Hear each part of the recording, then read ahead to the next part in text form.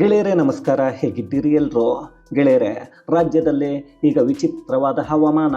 ಬೆಳಗ್ಗೆ ಎದ್ದೇಳೋಣ ಅಂದರೆ ಹೇಳೋಕೆ ಆಗದಷ್ಟು ಚಳಿ. ಸರಿ, ಬಿಸಿಲಾದರೂ ಬರುತ್ತೇನೋ ಅಂತ ಕಾಯೋ ಅಷ್ಟರಲ್ಲಿ ದಿಢೀರ್ ಅಂತ ಆವರಿಸಿಕೊಳ್ಳೋ ಕಾರ್ಮೋಡ. ಸಂಜೆ ಆಗ್ತಾ ಇದ್ದ ಹಾಗೆ ಮೈ ಕೊರೆಯೋ ತಣ್ಣನೆಯ ಗಾಳಿ. ಇದು ಕರ್ನಾಟಕದ ಜನರಿಗೆ ಒಂದೇ ಸಮಯದಲ್ಲಿ ಎರಡು ಸಂಕಷ್ಟಗಳು ಎದುರಾಗೋ ಹಾಗೆ ಮಾಡ್ತಾ ಇದೆ. ಒಂದು ಕಡೆ ಮೈ ಬಿಟ್ಟು ಹೊರಗೆ ಹೋಗಿ ಕೆಲಸ ಮಾಡಲಾಗದ ಚಳಿ, ಮತ್ತೊಂದು ಕಡೆ ಯಾವಾಗ ಬೇಕಾದರೂ ಸುರಿಯಬಹುದಾದ ಅಕಾಲಿಕ ಮಳೆ. ಇದಕ್ಕೆಲ್ಲ ಕಾರಣ ಅದೊಂದು ಸೈಕ್ಲೋನ್, ಅದೇ ದಿಟ್ವಾ ಚಂಡಮಾರುತ. ಹೌದು, ಈಗಾಗಲೇ ಶ್ರೀಲಂಕಾದಲ್ಲಿ ಸುಮಾರು 200ಕ್ಕೂ ಹೆಚ್ಚು ಬಲಿ ಪಡೆದು 300ಕ್ಕೂ ಹೆಚ್ಚು ಜನರು ಕಾಣೆಯಾಗೋ ಹಾಗೆ ಮಾಡಿದೆ. ಶ್ರೀಲಂಕಾ ಕಡೆಯಿಂದ ಈ ಚಂಡಮಾರುತದ ಅಲೆ ಈಗ ಇಡೀ ದಕ್ಷಿಣ ಭಾರತವನ್ನೇ ನಡುಗಿಸ್ತಾ ಇದೆ. ತಮಿಳುನಾಡು ಈಗಾಗಲೇ ಹೈ ಅಲರ್ಟ್ನಲ್ಲಿದ್ದರೆ ಕರ್ನಾಟಕದ ದಕ್ಷಿಣ ಒಳನಾಡು ಯೆಲ್ಲೋ ಅಲರ್ಟ್ನಲ್ಲಿದೆ. ಹಾಗಾದರೆ ಈ ಚಂಡಮಾರುತದ ನಿಜವಾದ ಪರಿಣಾಮ ಏನು? ಬೆಂಗಳೂರಲ್ಲಿ ಮಳೆ ಬರುತ್ತಾ? ಚಳಿ ಇನ್ನೂ ಅದೆಷ್ಟು ದಿನ ಇರುತ್ತೆ? ಚೆನ್ನೈನಲ್ಲಿ ವಿಮಾನಗಳನ್ನು ರದ್ದು ಮಾಡಿರೋದ್ಯಾಕೆ? ಕರ್ನಾಟಕದ ಯಾವೆಲ್ಲ ಜಿಲ್ಲೆಗಳಲ್ಲಿ ಮಳೆಯಾಗುತ್ತೆ? ಶ್ರೀಲಂಕಾದಲ್ಲಿ ಈ ಚಂಡಮಾರುತದ ಅಬ್ಬರ ಹೇಗಿದೆ? ಎಲ್ಲವನ್ನ ಈ ವಿಡಿಯೋದಲ್ಲಿ ನೋಡ್ಕೊಂಡು ಬರೋಣ ಬನ್ನಿ. ಗೆಳೆಯರೇ, ರಾಜ್ಯದಲ್ಲಿ ಡಿಸೆಂಬರ್ ತಿಂಗಳಿಗೂ ಮೊದಲೇ ಚಳಿಯ ಪ್ರಮಾಣ ವಿಪರೀತವಾಗಿ ಹೋಗಿದೆ. ಜನರು ಮನೆಯಿಂದ ಹೊರಗೆ ಬರೋದಕ್ಕೆ ಹಿಂದೇಟು ಹಾಕೋ ಪರಿಸ್ಥಿತಿ ನಿರ್ಮಾಣ ಆಗಿದೆ. ಇದಕ್ಕೆ ಮುಖ್ಯವಾದ ಕಾರಣ ಅಂದರೆ ಬಂಗಾಳ ಕೊಲ್ಲಿಯಲ್ಲಿ ಸೃಷ್ಟಿಯಾಗಿರೋ ವಾಯುಭಾರ ಕುಸಿತ ಮತ್ತು ಶ್ರೀಲಂಕಾ ಉತ್ತರ ಭಾಗದಲ್ಲಿ ಕಾಣಿಸಿಕೊಂಡಿರೋ ದಿಟ್ವಾ ಚಂಡಮಾರುತ. ಈ ದಿಟ್ವಾ ಚಂಡಮಾರುತ 2025ರಲ್ಲಿ ಬ್ಯಾಶ್ ಆಫ್ ಬಂಗಾಳದ ಸಮೀಪ ಹುಟ್ಟಿ ನಂತರ ಮಧ್ಯಮ ಗಾಳಿ ಸ್ಥಿತಿಯಿಂದ ಚಂಡಮಾರುತವಾಗಿ ಮಾರ್ಪಟ್ಟಿದೆ. ಈ ಚಂಡಮಾರುತ ಶ್ರೀಲಂಕಾದ ಕರಾವಳಿ ಭಾಗದಿಂದ ಸ್ಥಳವಾಗಿ ಒಳಗೊಳ್ಳುವಾಗ ಭಾರೀ ಮಳೆ, ಪ್ರವಾಹ, ಭೂಕುಸಿತಗಳು ಹೀಗೆ ಭೀಕರ ಹಾವಳಿಯನ್ನು ಹೊತ್ತೊಯ್ಯುತ್ತೆ. ಇದರಿಂದ ಸುಮಾರು 300 ಮಿಲಿಮೀಟರ್ ಮಳೆ ಸುರಿದು ಕೆಲ ಜಿಲ್ಲೆಗಳಲ್ಲಿ ಭೂಕುಸಿತಗಳು, ಗುಡ್ಡ ಕುಸಿತ ಆಗಿವೆ.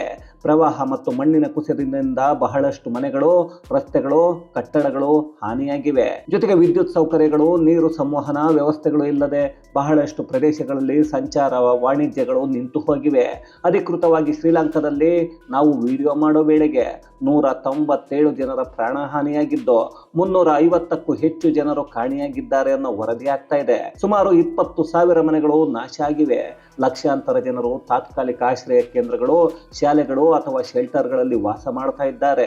ಈಗಾಗಲೇ ಶ್ರೀಲಂಕಾ ಸರ್ಕಾರ ತುರ್ತು ಪರಿಸ್ಥಿತಿಯನ್ನ ಘೋಷಣೆ ಮಾಡಿ ರಕ್ಷಣಾ ಮತ್ತು ಸೇವಾ ವ್ಯವಸ್ಥೆಗಳನ್ನ ಮಾಡ್ತಾ ಇದೆ. ಭಾರತೀಯ ನೌಕಾಪಡೆ ಕೂಡ ಶ್ರೀಲಂಕಾದ ಸಹಾಯಕ್ಕೆ ತೆರಳಿದೆ.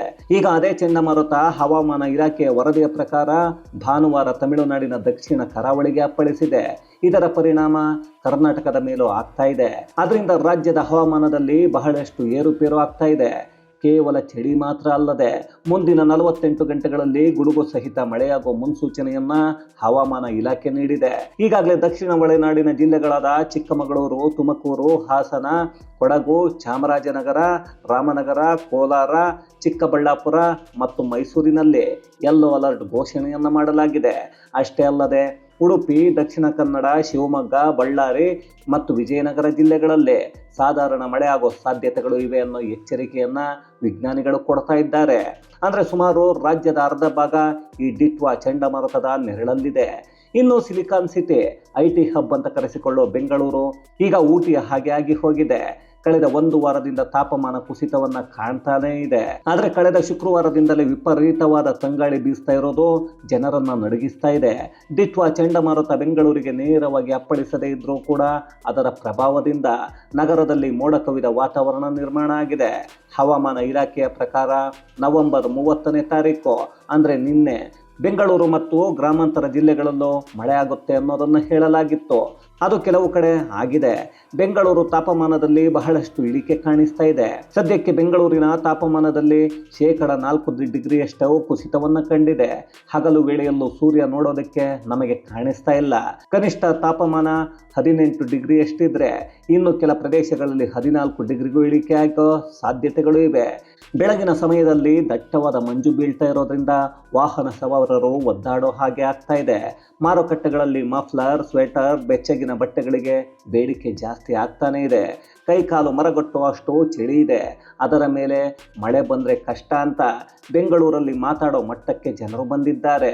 ಇನ್ನು ಇದೇ ದಿಟ್ವಾ ಚಂಡಮಾರುತ ದೊಡ್ಡ ಪ್ರಭಾವ ಬೀರೋಕೆ ನಿಂತಿರೋದು ಪಕ್ಕದ ತಮಿಳುನಾಡಿನ ಮೇಲೆ. ಅಲ್ಲಿನ ಪರಿಸ್ಥಿತಿ ಗಂಭೀರವಾಗಿದೆ. ಪ್ರಾದೇಶಿಕ ಹವಾಮಾನ ಕೇಂದ್ರ ತಮಿಳುನಾಡಿನ ಕೆಲ ಜಿಲ್ಲೆಗಳಿಗೆ ಭಾರಿ ಮಳೆಯಾಗತ್ತೆ ಅನ್ನೋ ಎಚ್ಚರಿಕೆಯನ್ನ ಕೊಟ್ಟಿದೆ. ಚಂಡಮಾರುತದ ತೀವ್ರತೆ ಅದೆಷ್ಟಿದೆ ಅಂದ್ರೆ ಚೆನ್ನೈನ ವಿಮಾನ ನಿಲ್ದಾಣದಲ್ಲಿ 54 ವಿಮಾನಗಳನ್ನು ರದ್ದುಗೊಳಿಸಲಾಗಿದೆ. ನಿಜ, ಒಂದು ವರದಿಯ ಪ್ರಕಾರ ಪ್ರತಿಕೂಲ ಹವಾಮಾನ ಮತ್ತು ಭಾರಿ ಗಾಳಿಯ ಕಾರಣದಿಂದ ಪ್ರಯಾಣಿಕರ ಸುರಕ್ಷತೆಯ ದೃಷ್ಟಿಯಿಂದ ಈ ಕ್ರಮವನ್ನು ತೆಗೆದುಕೊಳ್ಳಲಾಗಿದೆ ಅನ್ನೋದನ್ನು ಹೇಳಲಾಗ್ತಾ ಇದೆ. ಮುಂದಿನ 2 ದಿನಗಳು ಅತ್ಯಂತ ಭಾರಿ ಮಳೆ ಮತ್ತು ಬಿರುಗಾಳಿ ಬೀಸುವ ಸಾಧ್ಯತೆಗಳು ಇರೋದ್ರಿಂದ ವಿಮಾನ ಸೇವೆಯಲ್ಲಿ ವ್ಯತ್ಯಯ ಉಂಟಾಗ್ತಾ ಇದೆ. ಈಗಾಗಲೇ ಮುಂಜಾಗ್ರತಾ ಕ್ರಮವಾಗಿ ತಮಿಳುನಾಡಿನ ಹಲವು ಜಿಲ್ಲೆಗಳ ಶಾಲಾ ಕಾಲೇಜುಗಳಿಗೆ ರಜೆಯನ್ನು ಘೋಷಣೆ ಮಾಡಲಾಗಿದೆ. ಪೆರಂಬಲೂರು, ತಿರುವಾರೂರು, ನಾಗಪಟ್ಟಣಂ, ಮೈಲಾಡುತುರೈ, ಕಡಲೂರು, ಕಲ್ಲಕುರುಚಿ, ಪುದುಕೋಟೈ ಹಾಗೆಯೇ ಪುದುಚೇರಿ ಮತ್ತು ಕಾರೈಕಲ್ನಲ್ಲಿ ಶಾಲಾ ಕಾಲೇಜುಗಳು ಬಂದಾಗಿವೆ. ಮುಖ್ಯಮಂತ್ರಿ ಸ್ಟಾಲಿನ್ 14 ಜಿಲ್ಲೆಯ ಜಿಲ್ಲಾಧಿಕಾರಿಗಳ ಜೊತೆ ತುರ್ತು ಸಭೆಯನ್ನು ನಡೆಸಿ ಯಾವುದೇ ಅನಾಹುತಗಳು ಸಂಭವಿಸದ ಹಾಗೆ ಎಚ್ಚರವನ್ನು ವಹಿಸಿ ಅನ್ನೋ ಸೂಚನೆಯನ್ನು ಕೊಟ್ಟಿದ್ದಾರೆ.